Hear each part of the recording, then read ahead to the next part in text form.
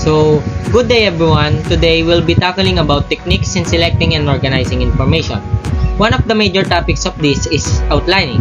Outlining has two types, which is the topic outline and sentence outline. So first, let's talk about the learning objectives. Understanding techniques for selecting and organizing information.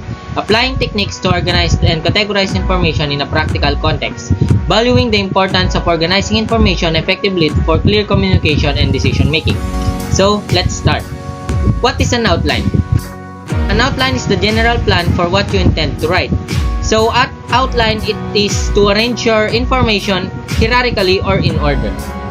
Topic outline simply uses words or phrases on its headings.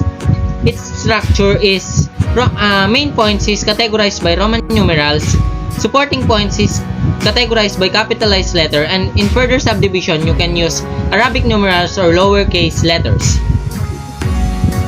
Here's an example of topic outline. As you can see, family problems is the main point, and non-custodial conflicts, extended family, and adolescent age is the subpoints.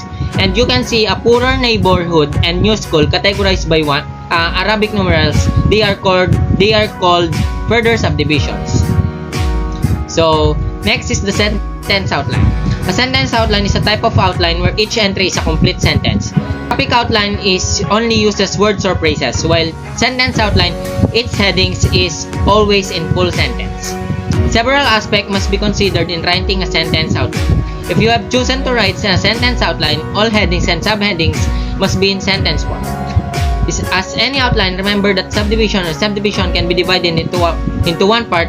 Therefore, if there is an A, there must be a B, and there must a 1, there must be a 2.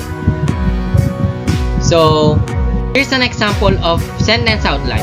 As you can see in this example, each headings uses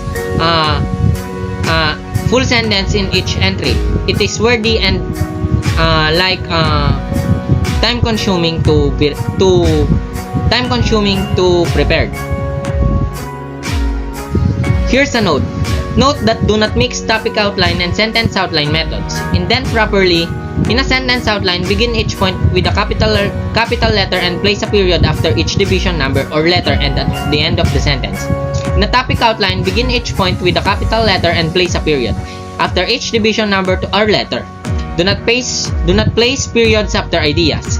Strive for parallel wording among outline topics and subtopics.